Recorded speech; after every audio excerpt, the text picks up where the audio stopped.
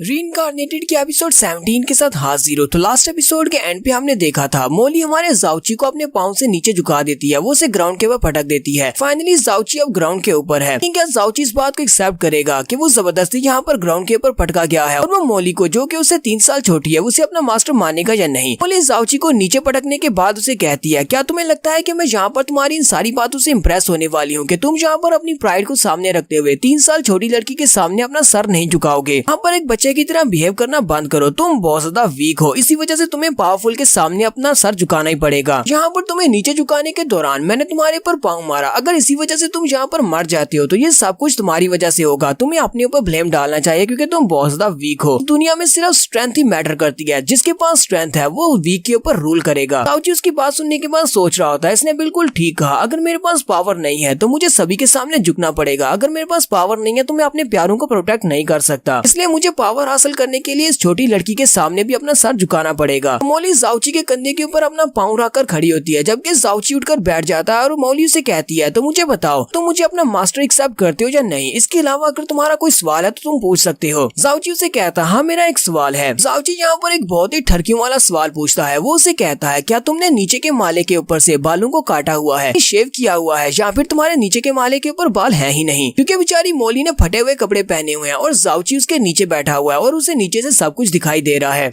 तो मोली उसकी ये वाली बात सुनने के बाद बिल्कुल खामोश हो जाती है कि हमारा जाउची शर्माते हुए उसकी तरफ घूर घूर कर देख रहा होता है। जब तक मोली को समझ आती है वो भी शर्म के मारे लाल पीली हो जाती है और जल्दी से साइड पर जंप कर जाती है और उसे कहती है, कमीने कहीं के, ये तुम क्या बात कर रहे हो। और वो जल्दी से नीचे पे हाथ रखते हुए अपने कपड़ों से अपने आप को कवर कर रही होती है। जाउची हंसता हुआ उठकर खड़ा हो जाता है और कहता है, लगता है कि तुम्हें अपना मास्टर मानने के बदले में तुमने मुझे ये प्यारा सा गिफ्ट दिया है जो तुमने मुझे नीचे का सब कुछ दिखा दिया। मोली बेचारी बहुत ज्यादा शर्मिंदा हो जाती है और गुस्से के साथ उसे कहती है, तुमने जो कुछ भी देखा वो सब कुछ भूल जाओ। अगर दोबारा तुमने इस बारे में बात की तो मैं तुम्हें मार डालूंगी। शुक्र करो कि मुझे तुम्हारे ह्यूमनली पॉइजनस ब्रीड की जरूरत है, इसी वजह से मैं तुम्हारी जान नहीं ली, वरना अब तक मैंने तुम्हें मार दिया होता। जाउची उसे कहता है, लगता है कि मुझे ठीक से कुछ दिखाई नहीं दिया, इसी वजह से मैं तुमसे ये सवाल पूछ रहा हूँ, क्या वाकई में वहाँ पर बाल नहीं है या फिर तुमने शेव किया है। पर तुम्हें देखकर लगता तो नहीं है कि तुम्हारी उम्र इतनी हो गई है कि तुम शेव करती हो। मोली इस बात से और भी ज्यादा गुस्सा हो जाती है और उसे कहती है, क्या वाकई में तुमने ये सब कुछ वहाँ पर देखा है। मोली गुस्से के साथ उसे कहती है, लगता है कि तुम्हें अभी मेरी बात की समझ नहीं आई, जो भी मैंने तुमसे यहाँ पर बात की है। मैंने तुम्हें कहा कि सब के बारे में भूल जाओ, लेकिन तुम फिर से बेशर्मों की तरह इसी बारे में बात कर रहे हो। मैं यहाँ पर तुम्हें जान से नहीं मार सकती, पर इसका मतलब ये नहीं है कि मैं तुम्हें मार नहीं सकती। साथ ही नेक्स्ट सीन में हमें पंचेस पड़ने की आवाज आती है और उसके बाद मोली उसे कहती है, बताओ कि तुम्हें कैसा महसूस हो रहा है, क्या आप दोबारा कभी तुम इस बारे में बात करोगे जो भी तुमने यहाँ पर देखा है या नहीं। ऊपर से मैं अपनी पावर्स को भी कंट्रोल नहीं कर सकती,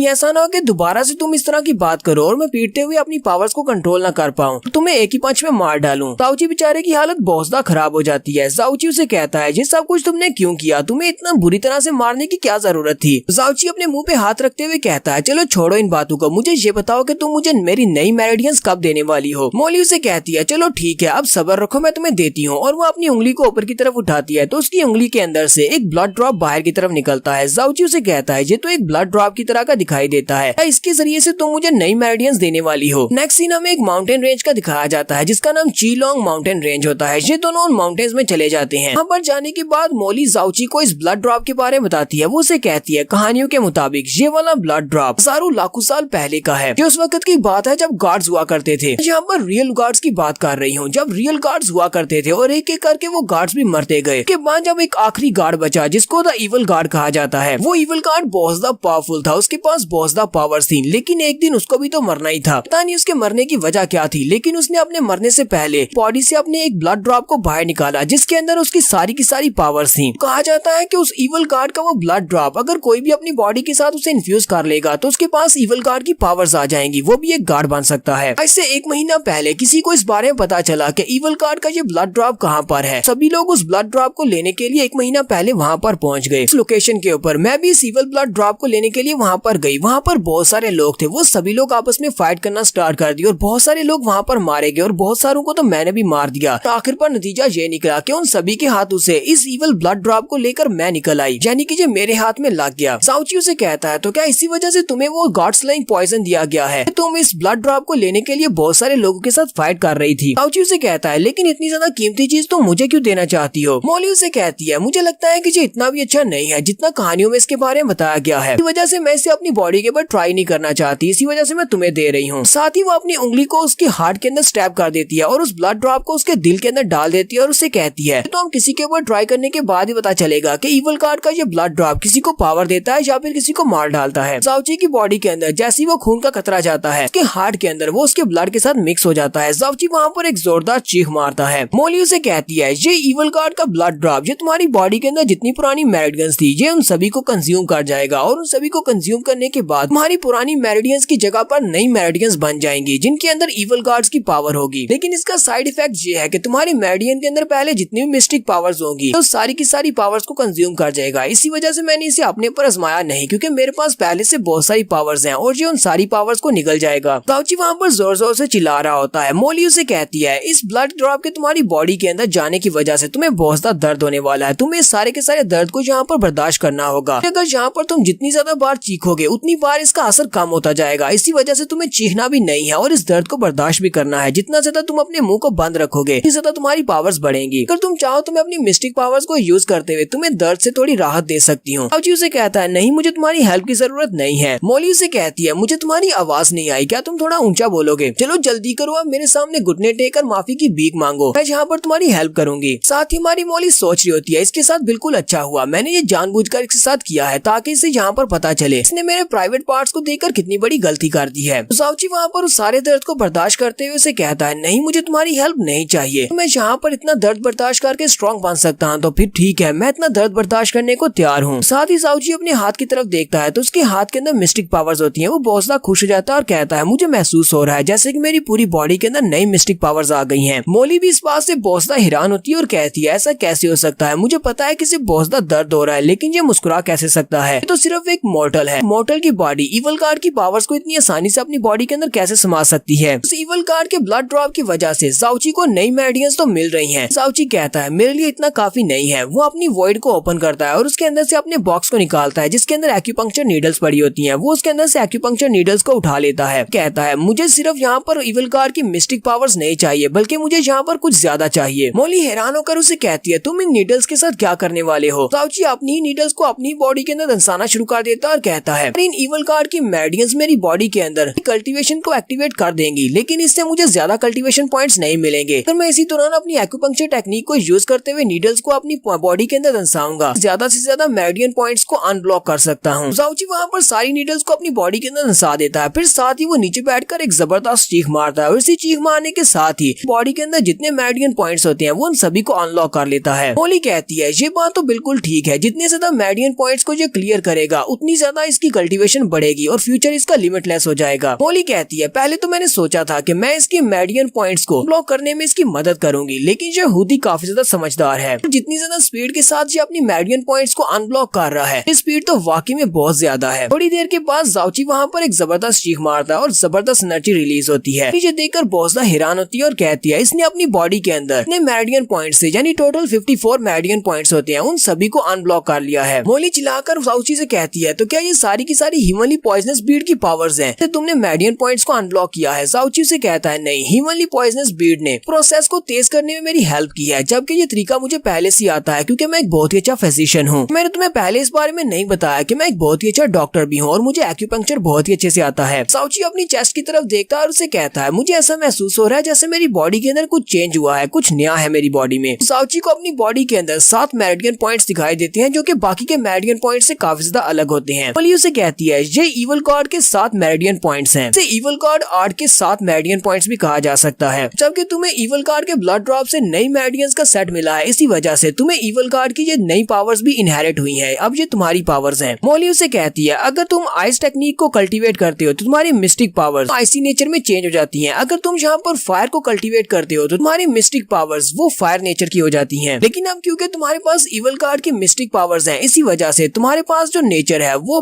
बर्जर्कर टाइप की नेचर है। जाओची उसे कहता है ये बर्जर्कर टाइप की मेरिडियन पॉइंट्स वाली मिस्टिक पावर्स कौन सी होती है, मुझे इसके बारे में नहीं पता और मुझे ये बताओ कि ये 7 मेरिडियन पॉइंट्स क्यों हैं और इनका क्या इस्तेमाल है। मोली उसे कहती है पुरानी कहानियों में लिखा गया है कि इवल कार्ड के पास 7 मेरिडियन पॉइंट्स थे जो कि बहुत ज्यादा पावरफुल थे, लेकिन उनमें से सिर्फ 5 के बारे में मुझे पता है, बाकी के 2 के बारे में मुझे नहीं पता। इवल कार्ड 8 के 7 लेवल्स हैं जिनमें से 5 मैं तुम्हें बताने वाली हूँ। सबसे पहली है यामा, फिर पुरगाटरी, फिर डूम्सडे, फिर हार्टबर्न, फिर इवल सोल। 5 के बारे में मुझे पता है जबकि 2 का मुझे नहीं पता। कभी कभी तुम इनमें से किसी भी एक मेरिडियन पॉइंट को अनब्लॉक करोगे तो तुम्हें बहुत ज्यादा जबरदस्त पावर मिलेगी। अपनी इन मेरिडियन पॉइंट्स को अनब्लॉक करने के लिए तुम्हें काफी सारी मिस्टिक पावर और साथ में तुम्हें अपनी ब्रेन पावर की जरूरत पड़ेगी। तुम्हें बस इसके बारे में सोचना है, तुम इसको अनलॉक कर सकते हो। जाओची कहता है अगर ये इतना ज्यादा सिंपल है तो फिर मैं ट्राई करके देखता हूँ। मोली उसे कहती है जितनी कल्टीवेशन लेवल तुम्हारे पास है और जितनी मिस्टिक पावर्स तुम्हारे पास है, अगर तुम इनमें से एक भी कल्टीवेशन पॉइंट को अनब्लॉक करने की कोशिश करोगे तो तुम यहीं पर मारे जाओगे। और साथ ही प्रिंसेस उसे कहती है अब मैं काफी ज्यादा थक चुकी हूँ, मुझे रेस्ट करने के लिए वापस अंदर जाना है। वो जल्दी से गायब होकर जाओची के हीवनली पॉइजनस बीड के अंदर चली जाती है और उसे कहती है मुझे अगले 3 दिन तक बिल्कुल भी डिस्टर्ब मत करना, मुझे 3 दिन तक रेस्ट करने दो। जबकि जाओची झिलाकर उसे कहता है जरा रुको, मुझे बताओ कि तुमने कहा था कि तुम एक प्रिंसेस हो, लेकिन तुमने ये नहीं बताया कि तुम कौन सी कंट्री की प्रिंसेस हो। लेकिन वो आगे से उसे कोई भी जवाब नहीं देती और हमारा जाओची वहाँ पर अकेला खड़ा रह जाता है। जाओची कहता है लगता है कि अब ये मेरा जवाब नहीं देने वाली, अब जबकि मेरे पास नई मेरिडियंस का सेट आ चुका है, ठीक है अब मैं अपनी कल्टीवेशन को बढ़ा सकता हूँ। हमारा जाओची वहीं पर खड़ा हो जाता है और कहता है तो ठीक है अब मेरी कल्टीवेशन की जर्नी यहाँ से स्टार्ट होने वाली है। इसी चीलोंग माउंटेन के ऊपर ही मैं अपनी कल्टीवेशन को आगे बढ़ाऊंगा और बहुत ज्यादा स्ट्रॉन्ग बनूंगा। यहाँ से फाइनली हमारे जाओची की कल्टीवेशन लाइफ स्टार्ट होने वाली है। फ्यूचर में हमारा जाओची बहुत ज्यादा स्ट्रॉन्ग बनने वाला है। जैसे जैसे ये मैं अपने मेरिडियन पॉइंट्स को अनलॉक करता जाएगा इसकी स्ट्रेंथ बढ़ती जाएगी। ये सब कुछ देखने के लिए सीरीज के साथ बने रहिए। चैनल को सब्सक्राइब कर दे, वीडियो को लाइक और शेयर कर दें। शुक्रिया।